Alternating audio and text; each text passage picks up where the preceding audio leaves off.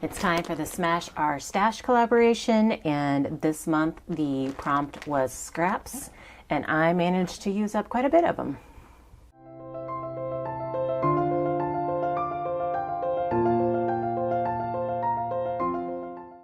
Hey guys, it's Beth. Welcome. Again, this is Smash Our Stash collaboration. It's a collaboration I host that just motivates you or kind of gets you using up some of those items in your stash that you may have hoarded or forgotten about over the past. This is a hashtag driven collaboration, so there's a hashtag in the title and in the description box below, and you can click that and follow along to see all of the other collaborators. There are some here on YouTube as well as over on Instagram.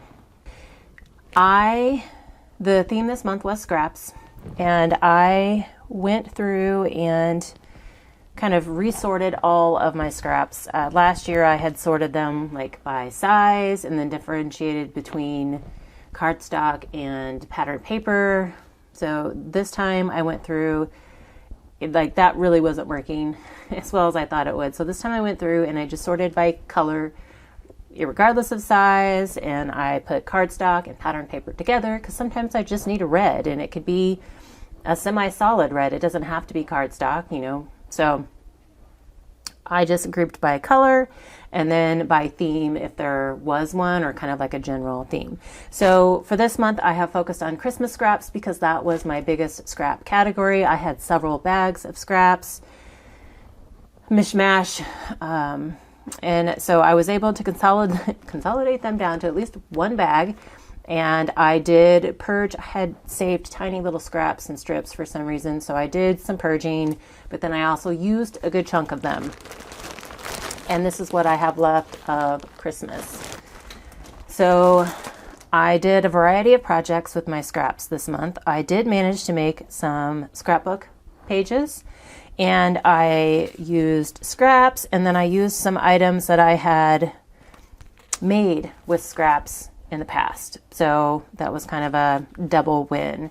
So I have one, and again, those of you who don't follow me, I make pages for myself and my two daughters. So you may see three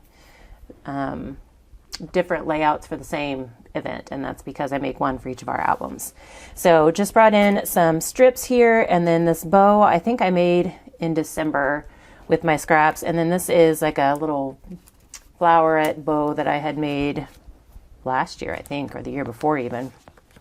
So I have a couple different variations of this. I have a scrap tree here, some more of those strips, and then this last one I used up another bow, and then this one was a 2-page layout, so I have some more strips as well. And then on these, again, this one was just like odd shapes. Like this was kind of an angled shape, and I just left it just because it kind of added some, interest. And then I had kind of a more bigger rectangle piece here. And you don't see much of that red, so I carried it up here with this little banner and then brought in the green as well.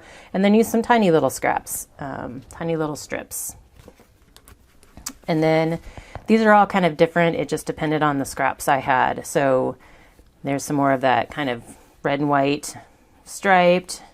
And then this I just brought in. I had a bunch of these little pieces, and so I just made a little strip of banners, and it kind of just to balance out some of the paper. And then this one, I had some bigger pieces of the rainbow and this rainbow chevron left from some projects I had made. So those coordinated really well. So I brought those in, and then these two are pretty much the same. And then I also found this piece, which had a bunch of the colors in it, not all of the colors, but a bunch. And it just helped me kind of finish off this area up here. So 2, 4, 5, 6, 7, 8 scrapbook pages. And then I focused on tags, Christmas tags. And I have almost 200 tags here, and there's a variety of tags. Some of them are like little mini note card style, 3x3. I think there's some that are like 2 1/4 or 2 1/2. And then some are just little square pieces that I've turned into tags. Some are tagged shapes that I layered up, like bigger tags that I just used a scalloped corner punch on. If you saw my Smash Our Stash last month, I talked about these little ornaments that I had cut at one point, and I used up a bunch of those on tags, so that was nice. I used the little doves that I had die cut last month as well. Let's see anything else interesting in here.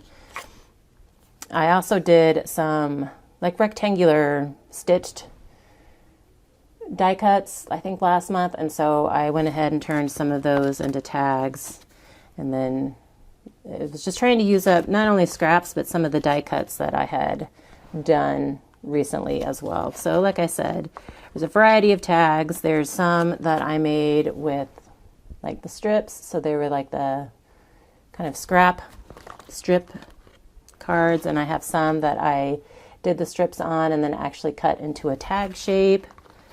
Some where I was just focused on using up little bits of cardstock that I had, so I cut tag shapes and then just added stickers.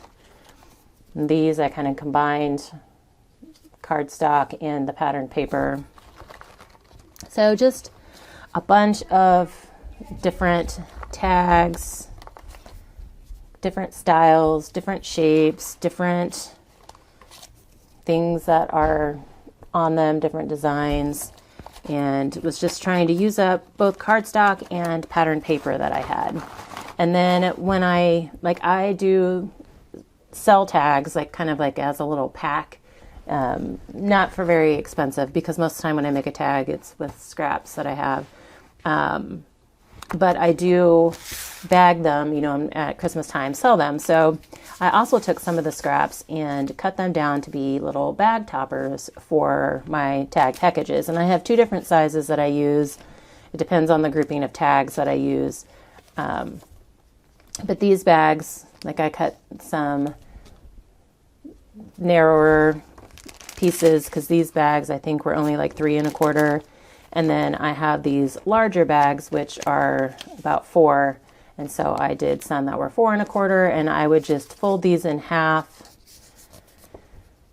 whenever I go to attach them. I would fold down the bag and then like attach my topper, so with the tags inside. So I went ahead and did some of those, just one as a reminder to myself that this is a good use of some of those scraps. And so whenever I go to package up my tags at some point this year, I'll remember to make toppers from scraps as well if I need any more. And then as I was making tags, I used up a whole bunch of stickers and embellishments. So I have a bag of goodies that I used up in that process.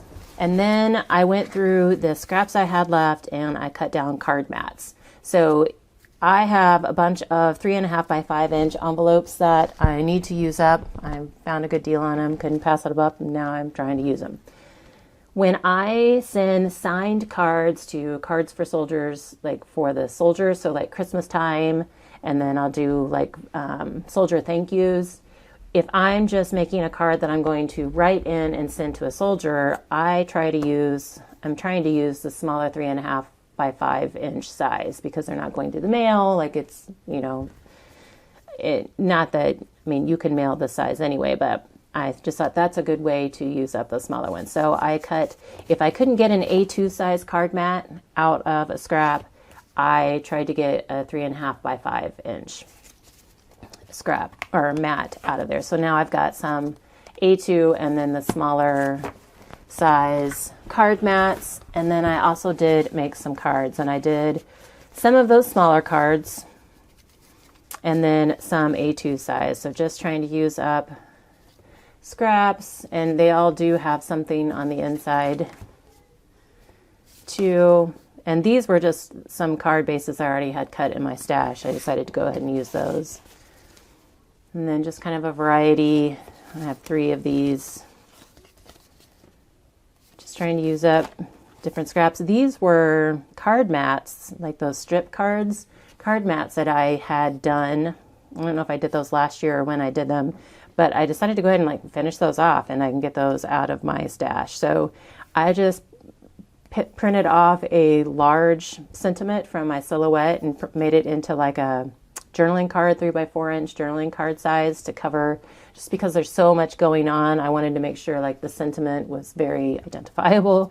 So I did have like 5 of these with different papers. Finally finished those off. And then last month I had used a die, like a cover die, a circle cover die, to cut a bunch of circles, and I decided I needed to get those on a card before those got lost. And so I have like 4 of those, got those circles used up. And then I had a bunch of these little tags left from a pad. One of the first pads I finished off, I think, so like 4 years ago. But I had saved these little tags. Some of them were cut aparts, and some of them were tags that I had just cut down to be similar size and then added some paper to. So I decided I was just going to use those up, and decided just to kind of use them as kind of the focal point of the card, and then just added a sentiment at the bottom.